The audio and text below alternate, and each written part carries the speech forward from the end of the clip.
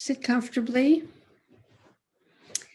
and we will welcome our guest, our friend, our Dharma teacher, Kisei Costenbader, who comes to us from Great Vow Zen Monastery, where she has been resident and in training for many years. Received transmission recently, is now full on teaching and co-abbot. Are you co-abbot? They don't use that title right now, Okay.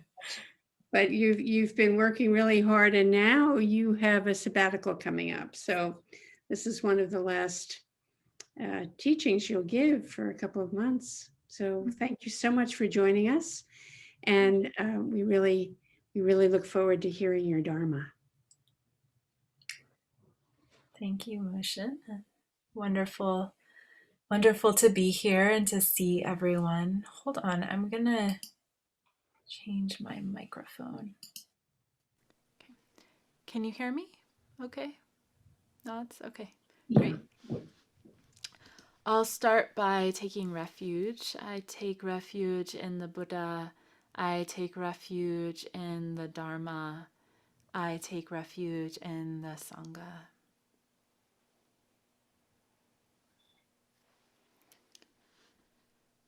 I have been engaged in the study of the Therigatha, which is the awakening poems of the first Buddhist women. It actually spans quite a bit of time. So you can think of it as the first nuns who were ordained by the Buddha, and then the community of nuns and their awakening poems for many years. And these poems are passed down word of mouth, so they're utterances, and they're spoken by the Buddhist nuns as words of insight, sometimes struggle, sometimes revelatory of the kinds of practices they were engaged in. And you get a little taste of who these people were, which I find really, really beautiful. They were recorded many years later, hundreds of years later, in the language Pali, though it was probably a vernacular of India that they were actually spoken in. So they were translated into Pali. And poems are powerful. I've been thinking about this a lot lately. I've always been drawn to the poems of awakening. And awakening poems is just part of the tradition, and it dates back to the Theravada, to the earliest schools of Buddhism, and we see it in Zen, we see it in Tibetan Buddhism, people sharing insight through poetry. And poetry is revolutionary. It's radical. I was listening to a talk by Amanda Gorman recently, and she was saying poetry is rebellious. And I was thinking that in light of the awakening poems that I've always been so drawn to. And I was like, yeah, they disrupt who we think we are. That's so rebellious. And what we think life is. And sometimes even just hearing these poems that are coming from the awakened mind can offer us just a glimpse, a glimmer, maybe even an immersion into that life of freedom. So I like to think that of how these poems were transmitted orally. So these are told to people over and over again, their lives kept alive through the breath. And now they're on my breath and they're carrying the life and breath of another human being, but actually a whole lineage, a whole tree of generations of beings who spoke these poems, who memorized these words, who were touched by these lives. And now I'm breathing them, you could think, into your hearts, and I wish that they nourish you. So this poem is by Uttama, and her name means great woman. She says, the 7 aids for enlightenment were taught by the Buddha. I have developed them all. I win the void. I win the timeless. Now I am a true daughter of the Buddha, born from the Blessed One's heart. I always live delighting in Nibbana. No more becoming. Journeying from birth to birth has been completely ended. There is no existence for me anymore. I also like to think of these poems as koans.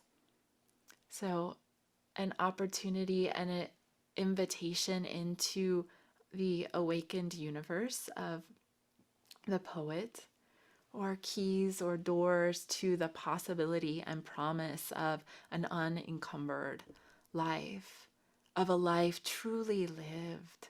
For these poems, like the koans in the Zen tradition, are an individual's experience of the infinite. And it is through the immediacy of our lives, through the momentary instance, through the sweat, the blood, the tears, the shapes of this body, heart, and mind, that insight is realized, that insight is embodied, that insight is brought to fruition. So, this poem in particular, I find quite dear. I would say I love it. Um, I hear in it, extinction is liberation. And I wonder what it's like to fearlessly face life. And in that, to fearlessly face death, to fearlessly face all that is unknown and yet not yet experienced, which is every next moment. In the heart of winter here at Great Vow, with flirts of spring, extinction seems possible. The deep peace of winter, where the pleasantries of sun and flower, campfires, barbecues, and summer gatherings still rest out of reach, a fantasy, a distant dream. The outside still uninhabitable, somewhat stark. I've been reading a book by the title The Chinook and the People of the Lower Columbia. For those of you who don't know, the monastery is probably a quarter of a mile off the Columbia River if we walk directly. And we think, and we've done some research and communicated with the living members of the Chinook, that right in the river valley that the monastery overlooks was probably the village Cognac. And so probably the area that the monastery it was used as hunting ground. We're about 200 feet above sea level. But in this book, this time of year was referred to as starvation season. The supplies and food storage that the Chinook were able to put up was often exhausted by this time, and animals quite thin and lean and not providing much meat. So death's presence seems to pulse from the shadows. Any day it could be me, just imagining being in that time. Perhaps we still bear this imprint, a time to count our losses, to rejoice in our good fortunes, which can be so simple. Another breath, a night of dreaming, a story told and shared. Perhaps also a time to grieve and to let go and to welcome peace. And to know life in this fundamental embodied way that at times can feel desperate. Zen practice calls us to know thyself. What is life? What is life when it's lived moment to moment with a fire of hope, a touch of laughter, a song? When silence is bone deep, when one must go inside one's own marrow in order to find sustenance, when one is called to the essence to find meaning, hope, and connection. In a culture where there's no word for goodbye, just thinking about the Chinook culture and what I've read, there's a poem, "There is no word for goodbye." And the dead were seen as much alive as the living, and perhaps closer in some sense. So I've been thinking about extinction in a very literal way. It's becoming accepted that we're entering into a period of mass extinction caused by human activity. We are witnessing species of animals, plants, coral reefs becoming endangered, threatened, and some extinct. In 2019, the bramble K. melami, a mouse-like creature in Australia, became the first mammal extinct due directly to climate change. Regional extinctions are much more common. The Indo-Chinese tiger went extinct in Laos, and the puli, a Hawaiian bird, is also extinct among many other species. Scientists are reluctant to declare a whole species extinct for its sway conservation efforts, but sometimes a species makes it onto the official list decades, even centuries after the last individual was seen in the wild. So, how many species are in the process of extinction whose individual numbers are so fragile? 1, 10, 100. Extinction has this finality. And Utama's words ring in my heart. No more becoming, she says, no more becoming. There is no existence for me anymore. She also declares, I win the void. I win the timeless. I live always delighting in Nibbana, where Nibbana means extinguishing, quenching, like blowing out a candle.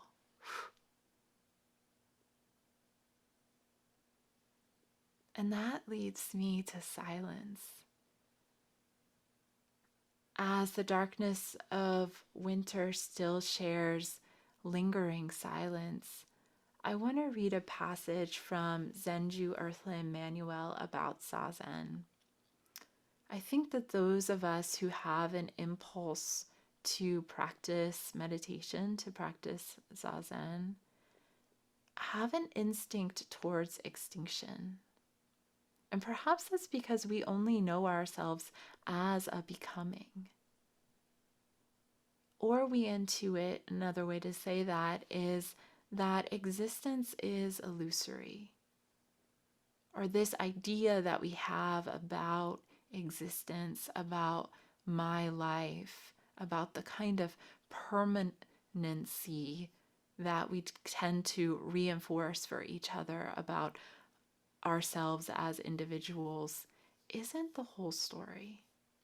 That life includes death, that these two forces that seem to oppose actually inter-are and are definitely empty of our concepts about them. In Zen, we have this phrase I'm sure you've heard, die before you die. Byron Katie says it this way, death is the loss of who we believe we are. So here is Zenju on Zazen. She says, Zen is a sitting ceremony. We know we are to bring ourselves, but we still ask, is there anything I must bring? Nothing. What must I do? Nothing, but be alive. It's a ceremony that mimics life. The breathing of deer, the slow trekking of bears, or the smell of sandalwood trees. There's no awakening through sitting unless, in the middle of the sit, you are fortunate enough to experience the beauty of the deer, hear the bears trekking, smell sandalwood trees, and know such life as you. You wake up without the superiority of being a human.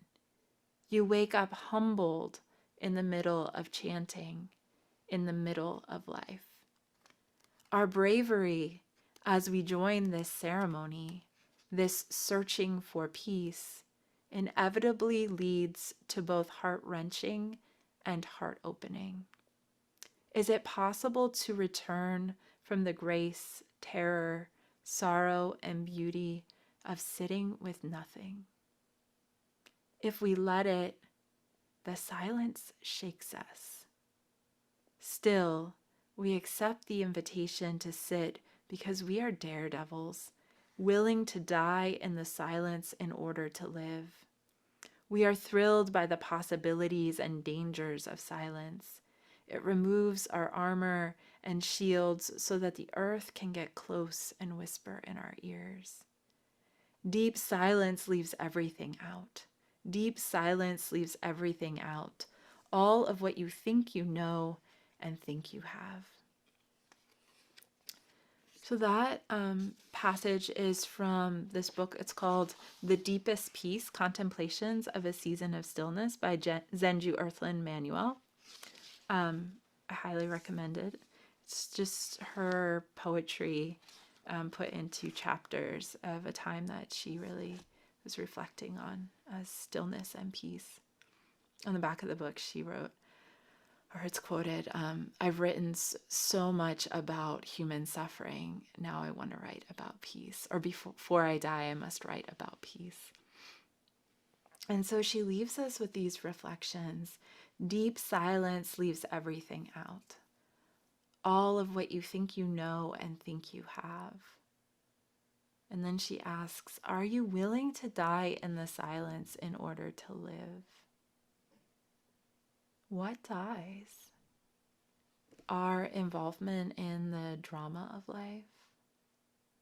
What is this process of silence? This, even maybe you could say, calling toward silence that we enact every time we sit zazen. We familiarize ourselves with the silence, even if it's just for a few seconds and then the mind takes over again. That's huge. That's a 3-second, 5-second, minute complete release and not knowing who you are. How does she say it? A giving up of all you know and all you think you have. I would add all you think you are. Silence can only be known in presence. It's only immediate. It's only here. Silence is the one who is aware. So silence doesn't necessarily mean the absence of sound, but it's tuning in, it's looking back, it's taking the backward step like the great Zazen instructions or Zazen masters tell us. It's the one who is aware of sound, aware of the thoughts rambling, echoing, swirling. Silence gives them the permission to flow, which is their nature, fluid, insubstantial. Gives them the space to breathe, and I'm talking about anything, but especially our thoughts, our emotions.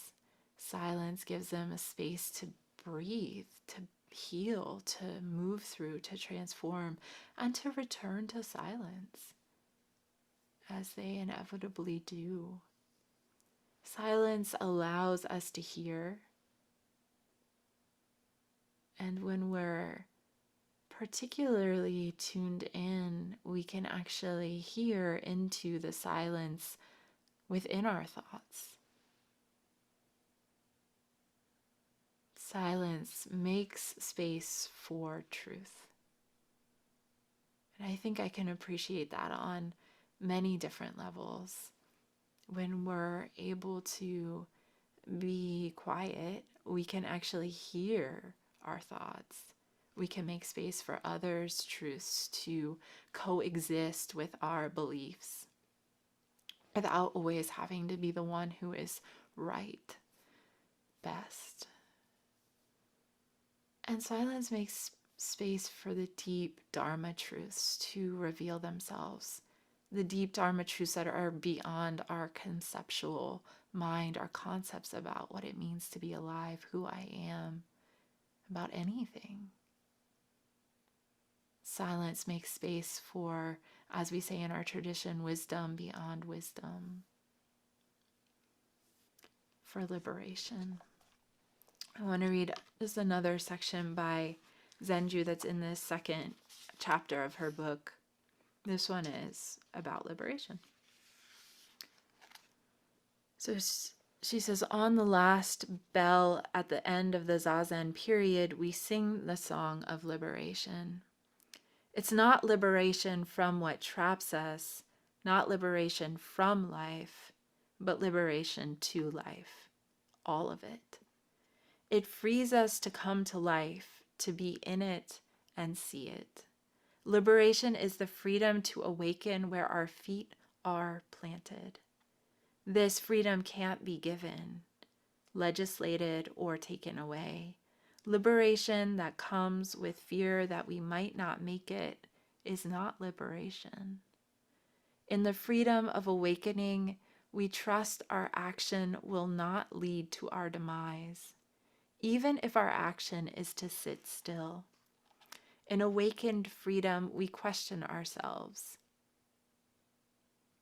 What do I choose for my life? Who am I waiting for to give me whatever? Do I have what it takes to awaken? Am I enough? Not am I worthy enough, but am I free enough to awaken and disrupt everything old and unnecessary in my life?